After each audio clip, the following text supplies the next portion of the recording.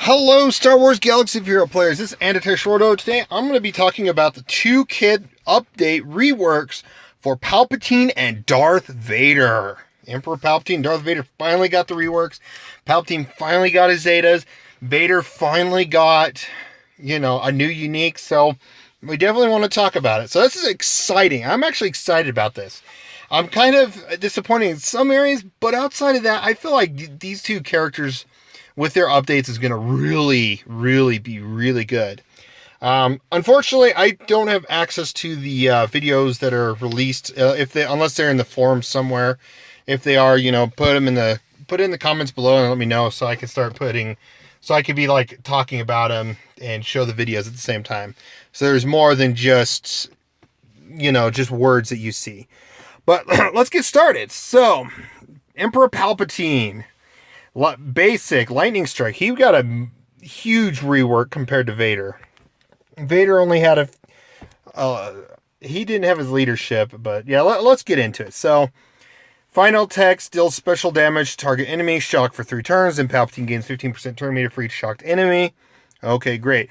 Shock can't gain health, buffs, or bonus turn meter. So I know in the fact that past it was health and buffs. I'm sure turn meter was on there too. I'm not sure. But I'm glad they're adding the description of shock, which I will say, I know this is kind of a small quality of life update, but I hope somewhere in like the settings or the options of the game or somewhere where they can add the description of both buffs and debuffs so that we have a better understanding of buffs and debuffs. So that's something I hope they do down the road. Because I hate looking up the buffs and debuffs to know exactly what they need to do, especially if it's a new buff or debuff. But yeah, they have added this in to the text, so that was a small, minor thing. The power of everything else is a huge change. So the power of the dark side does special damage to all enemies, 70% chance for stun for 1 turn. Shocked enemies are stunned for 2 turns and have their shock dispelled. I personally wish they could have kept shock around, but it's still good. But it took all allies gain offense up for 2 turns from Let the Hate Flow to the Power of Dark Side. And you'll see why, because they kind of did a little bit different of the Let the Hate Flow. So, originally it did say, all other units lose 5% health, and Palpatine recovers health equal to 150% of the total amount lost. Palpatine gains 50% turn meter for each shocked enemy, and all allies gain health steal up for 1 turn. I feel like that could be 2 turns, but, I bet there's a reason for it. Then again, Palpatine isn't a, huge, he prefers to keep things inward and not outward. So at least he's giving a buff to allies. But the health steal up is nice. It does make better sense. Like, it could have been health steal or health heal over time. I'm glad it's at least something that at least gives you, at least your allies, a chance to gain their health back over, the period of time. And they also, if you notice, they have taken off the refresh the duration of shock, but that's because there's a different update in the unique when we get to it. And you'll see why. So Emperor of the Galactic Empire, they went up +3 +3 on everything. On the buffs of potency, max health, potency, and negative potency and negative evasion. So that's kind of, I kind of had a feeling it was going to be that, but I was hoping it was going to go up to 40 on all, because then Empire and Sith allies getting 40% health would have been great, especially if you're doing dark side and cantina battles and you have a nihilist led team and you borrow someone's Palpatine.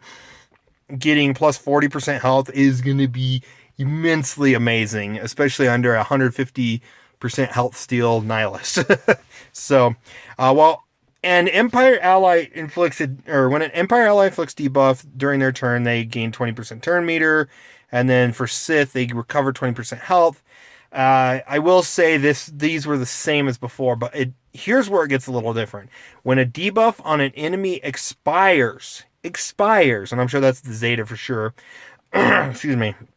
Empire and Sith allies gain 5% turn meter. So, say you use Darth Vader's Force Crush. Then you use Emperor Palpatine's Galactic, or the Power of the Dark Side. After that happens, say Rex, for example, on the team is still not stunned, not stunned at all. He got through, all the negative debuff. Well, he has some negative debuffs on him, but all he has to do is if he cleanses, gives everyone nasty up. But now Empire and Sith allies gain 5% turn meter. Ooh, that's awesome. I feel like for Empire teams, that's going to be really good. We got Thrawn that throws negative stuff around. Death Trooper does. Krennic. You got a lot of characters that throw negative status effects. Vader, of course. So anytime they're cleansed, they're right back at it. So, and I will say this, though. I kind of wish instead of like negative potency, even though negative potency is good against Rebels and Jedi, I feel like negative critical damage or something to weaken their offense output. So then the unique Crackling Doom. While Palpatine is active at the start of each enemy turn, they take damage equal to 20% of their max health for each of the following: if they're shocked, if they're Jedi, and if they're Rebel.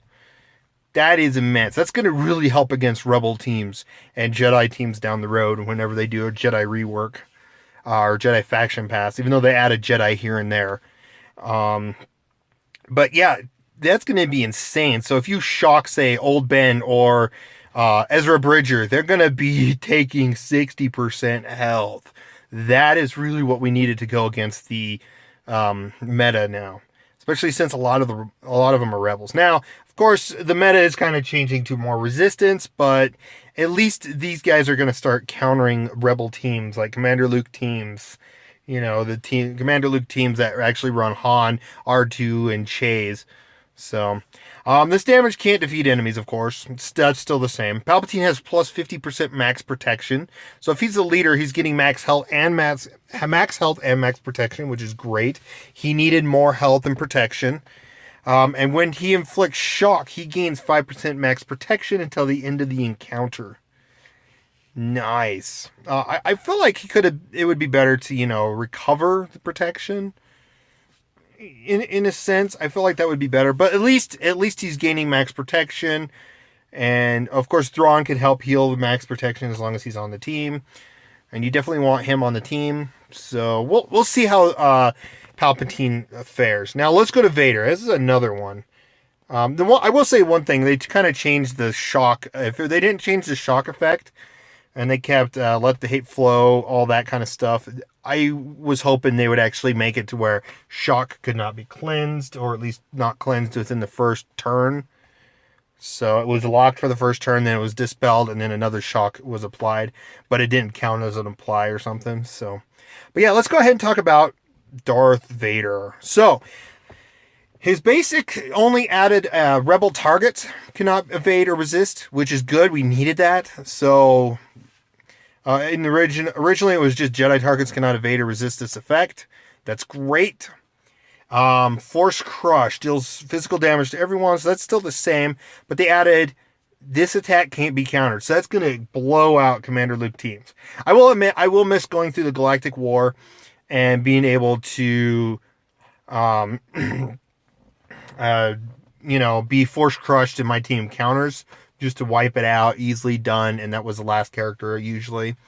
But that's not going to happen unless this is the Omega upgrade, which is the very last one. Then most of the times that's what's going to be happening. So, but here is his Zeta. I love his Zeta. It was needed. I will say that I'm only feeling like they could have added counter chance, at least 30 to 50% counter chance. That would have been good. But anyways, this is still a good Zeta. This is still a phenomenal ability. At the start of each encounter, Vader gains 8 speed, plus 8 speed until end of turn of that encounter for each of the following: Empire ally. So if you have an Empire ally or a Sith ally, Jedi enemy or Rebel enemy. So if you have a team with Vader, Palpatine, that's 16 per character right there. Boom, right there. And then the rest. And then if you have Ezra and Old Ben on the enemy side, that's 16 per character there. That is going to speed the craziness up of Vader, which you never see. The Vader needed some speed up, and this is a great way. Yeah, you can still add some speed, but his Zeta is really going to be amazing. For sure, it's amazing. Also, Darth Vader is immune to turn meter reduction, so that's always good. Commander Luke Skywalker's her first special ability cannot reduce turn meter. Awesome. And recovers 5% health when damage over time effects on any enemy expires. So that's going to be amazing, especially when you have an AoE team. You use the AoE, the Force Crush, and then they use Rex, and for some reason Vader was weakened. Boom, he's healed back up. He heals himself for that. That is awesome. I feel like that's going to be really good. So, that's the effects of Vader and Palpatine. Now, if you guys are paying attention to Mobile Gamer, Arnold T, and probably Warrior, they'll probably in the next 48 hours or so, once the characters are updated, they will have their they'll do the test accounts and see how good they are against the meta. And I'm hoping that's going to change the meta a bit. I would like to see some Palpatine and Vader leads.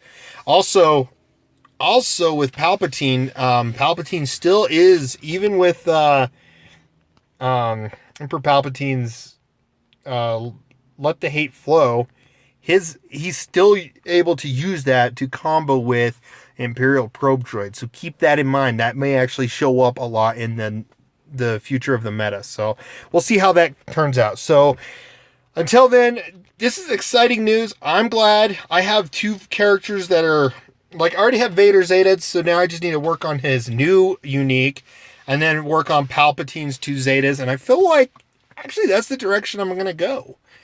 I was planning on Zetaing Thrawn's leadership, but with Palpatine's leadership, I'm kind of liking Palpatine's leadership. We'll see how it does. I'll probably decide. I'm a ways off before I get another Zeta, but I'm still going to decide after I watch some videos of Mobile Gamer and Arnold T. So definitely check those guys' videos out, especially when they're going to be testing the characters. Again, thanks for watching. Please like, comment, subscribe. Let me know what you guys think about Vader and Palpatine's new kits, and updated kits. And you guys have a wonderful day.